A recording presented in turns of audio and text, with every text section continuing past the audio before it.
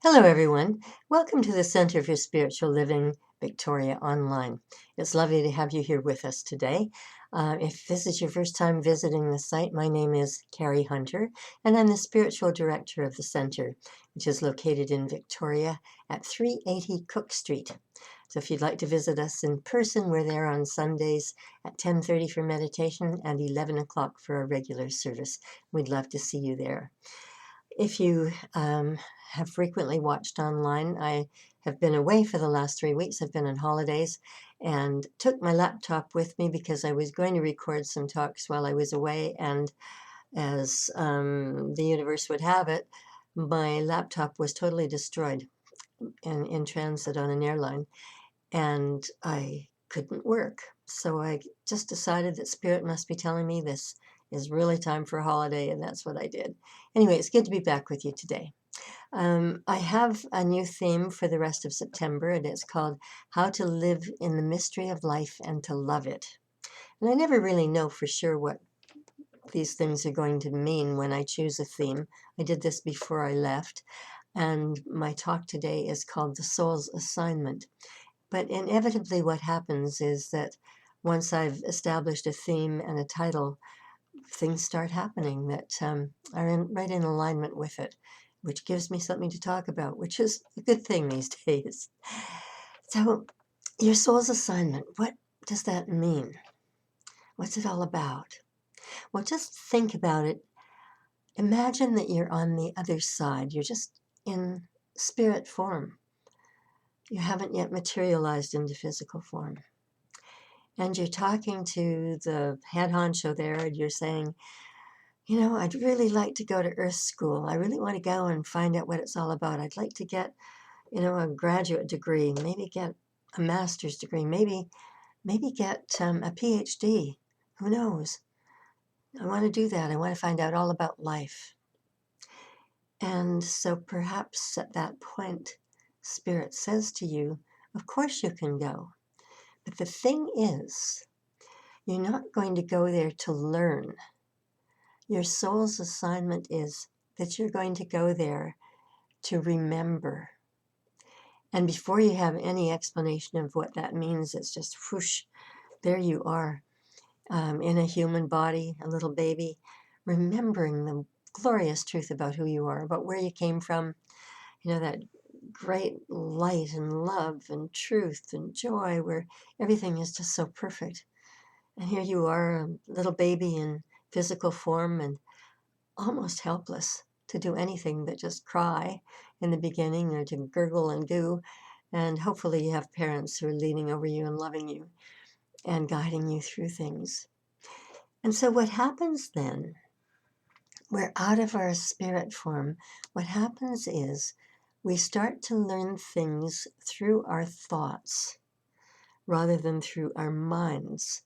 And there's a big difference between the two, and it's something that we really need to acknowledge. When we're learning in our physical form, learning through physical things, we're learning through our senses. We're learning through our eyes, what we see. We're learning through our hearing. We're learning through touch. We're learning through taste, through sense of smell, all of those things.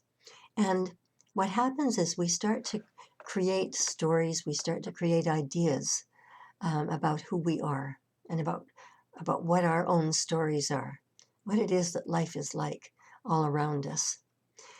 And the thing that we need to remember is that that's not reality. Now, one could argue and say, look, I can feel it, I can touch it, I can smell it, I can taste it. I know that this is real. And in some respects it is, because it's what we're materializing as we go along. But what we have to remember is that that's small r reality. And capital R reality is something else. Capital R reality comes from mind. Now you might say, well, what's the difference? What's the difference between our brains? What's the difference between our thoughts and our mind? The thing is that mind is the mind of God. It is the mind of spirit with which we're born. It's what is always there for us. Where our own thoughts are what we start creating from our physical senses. And they're stories. They're nothing more than stories. I mean, absolutely, we look around and, our homes are our homes and our computers are our computers and so on. That's the truth about that. But the thing is, everything that we create in our lives comes from mind. It doesn't come from our brains. Our brains are organs of thought, but mind is where the truth is. And so what we need to remember when we come here is to use our minds, and to use them in the sense that we are always connected with divine intelligence. We are following divine guidance. We're not just working it out all on our own or trying to do it all by ourselves. We know that there's a higher power that is in place here that is working with us, that is helping us to create. And when we really get that, really get it, we can have wonderful, meaningful lives without all of the trouble and trauma that we, sometimes encounter along the way. What has happened as we're growing from little infants into little children, into teenagers and young adults, and then older adults, what is happening is that we're forgetting. And the reason for that is like a veil is pulled down in front of us. We don't see as clearly as we once did when we were infants. We have forgotten. And the purpose of that veil, of course, is to take us back to a place where we will remember the truth of who we are.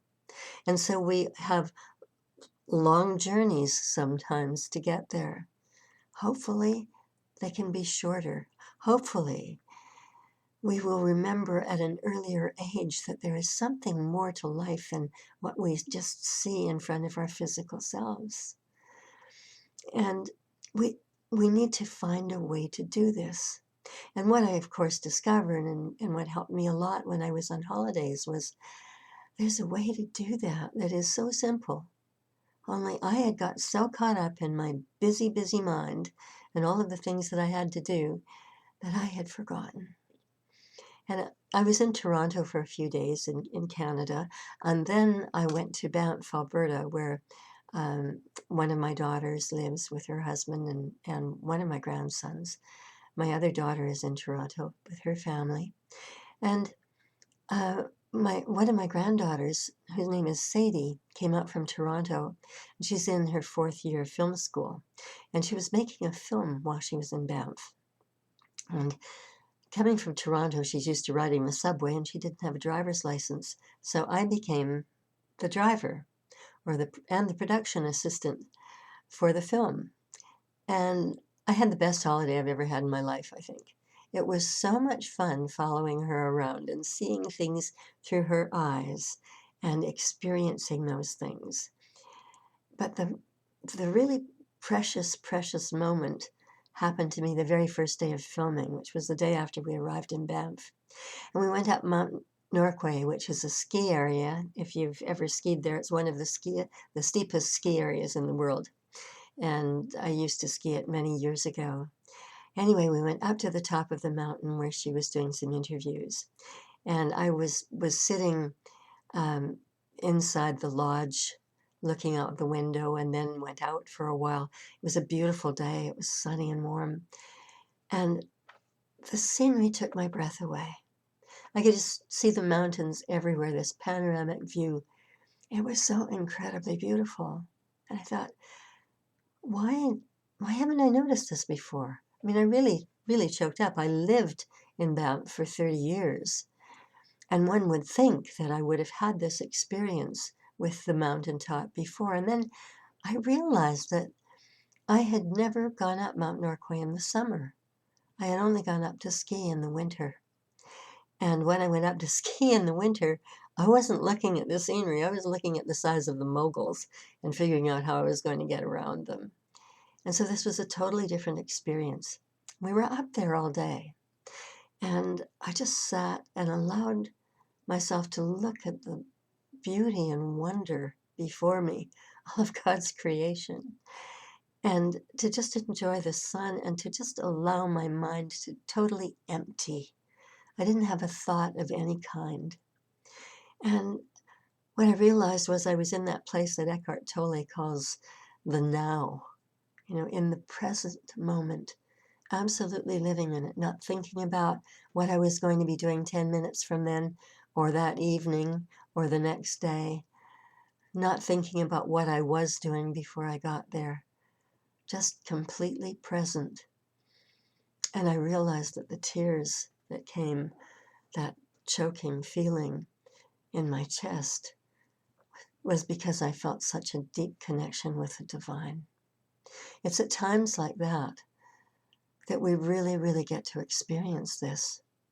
And there was this time as I was going back down the mountain on a chairlift, just suspended high above everything, that I started thinking again and thought, remember this day, remember this moment. Remember how special it is to empty your mind and to be in a state of nothingness except God, which is in the state of everything and in the place where we know everything, the place where we remember the truth, the place where we understand that we are human having a spiritual experience. Capital R experience, small r, our thoughts, capital R, our minds, the mind of God, Spirit working through us. And I was thinking how important it is for us to follow our instincts. And I realized that as I was descending the mountain, I was just having all kinds of feelings about things, really wonderful feelings. And since I've come home, I've realized that I'm more in touch with those instincts. I tend to empty my mind a little easier and go into meditation more easily and go into really deep, powerful meditation. And it was that mountaintop experience that really taught me that. And that's really the journey to our authentic selves, or a journey back to an authentic self when we can do that. And I've realized that, when we think about our instincts and our intuition, how important it is, and how we look at our lives and how we look at everything around us. I was thinking of Ralph Waldo Emerson and one of his most famous comments, actually it's a paraphrase of, and that's, "Who you are speaks so loud, I can't hear what you're saying." Who you are speaks so loud, I can't hear what you're saying. How often does that happen to you, where you meet someone and you're looking at that person and their mouths might be moving, but really what you're doing is you're just getting that great impression of who the person is, of who that person really, really is. And that only happens when we can quiet our thoughts and be in a really present now state. And I had this experience a couple of days ago. I was doing a memorial service, a celebration of life for a young man, very young man. He had been to a party one night with friends and someone had put some fentanyl in a drink. And he seemed to be okay. He went home, went to bed that night, and his heart stopped beating. And he passed away in his sleep. His family, his friends were devastated and are still devastated. It was so difficult to believe. And I met with his mom and we talked for a few hours, and I knew that this young man was a really special young man. He was deep, he was thoughtful, he was kind. He was a wonderful musician. He taught music to his friends. He taught them all how to play guitar. He'd been friends with so many of his peers from the time he was in grade 2. And at his celebration of life, a number of them wanted to get up to speak. And I found myself looking at them, and I wasn't in mind. I wasn't in the present moment. I was thinking about who was going to be speaking next and what was going to happen next. And I started to notice these boys who were all wearing their jeans and, the rumpled shirts. And some of them had jackets that they had either borrowed or grown out of. They were too tight, too small, and not looking very well preserved, let me put it that way.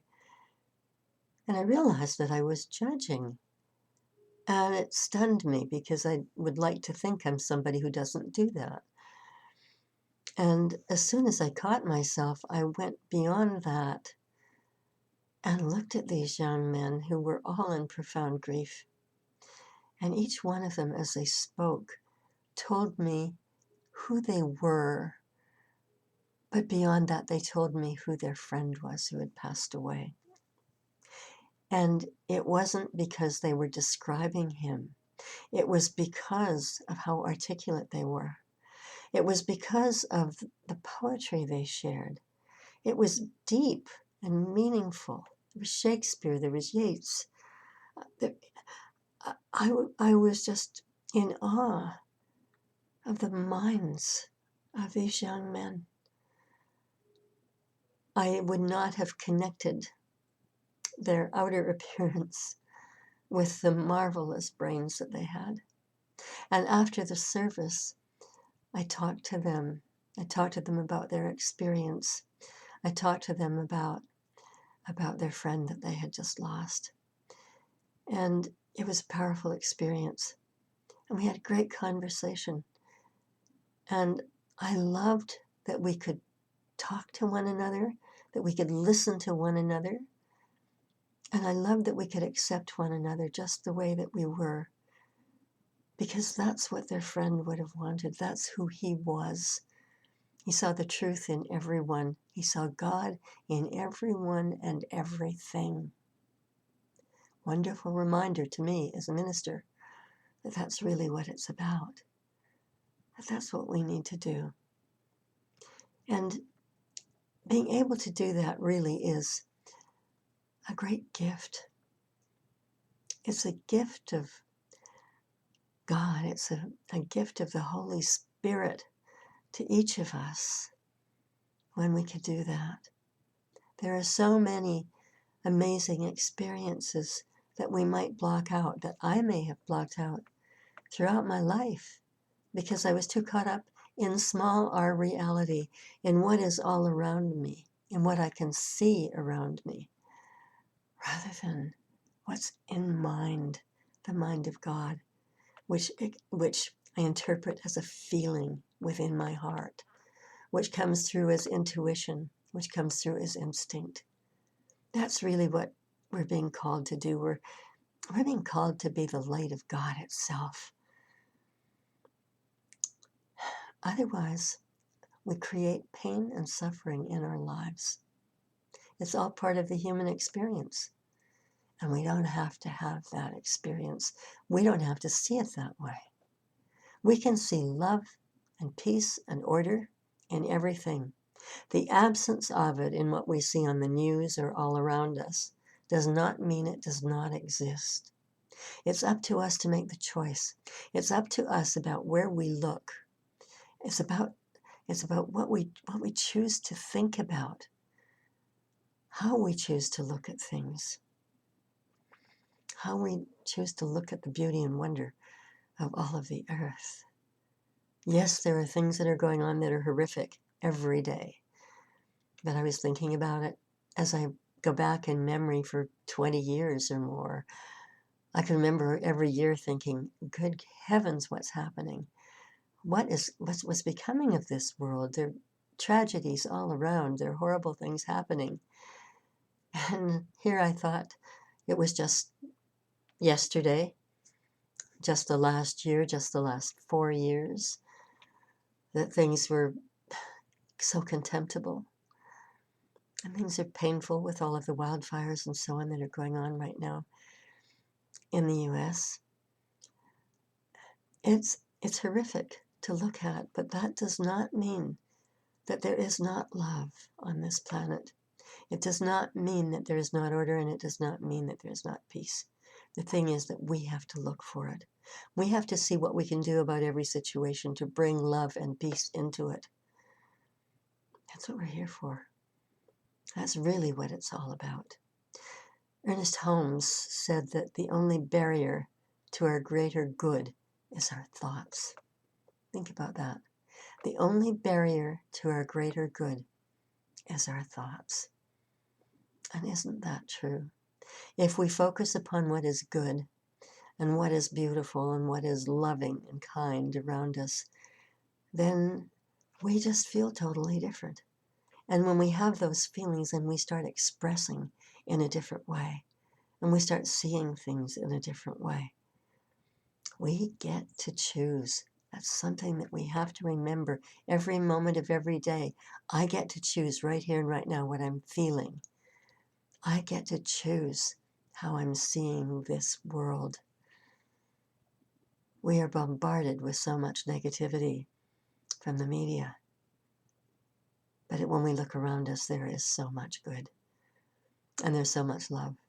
And there is so much kindness.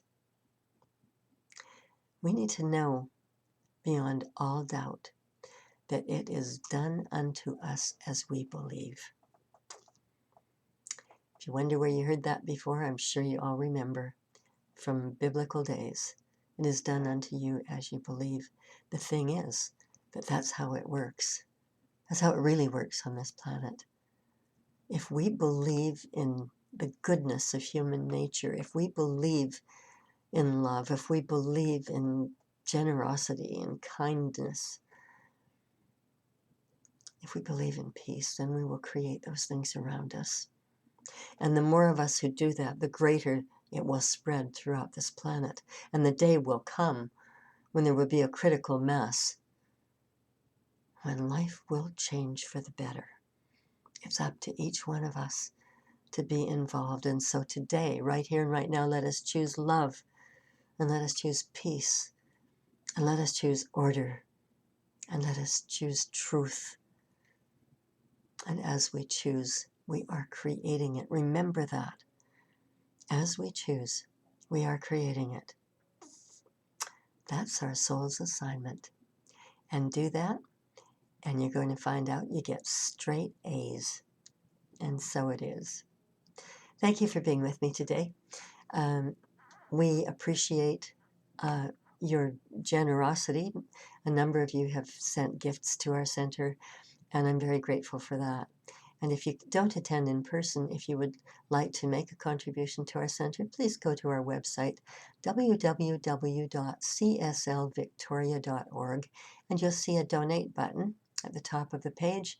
And if you click on that, you can make a donation to us, or you can send a check to our address, which is also on the website, or alternatively, you can send an e-transfer to welcome@cslvictoria.org. We appreciate all of your gifts. They're what keep us going. We are open. We have been open since June, and we're practicing all of the protocol that is recommended by the government so that we can all stay safe.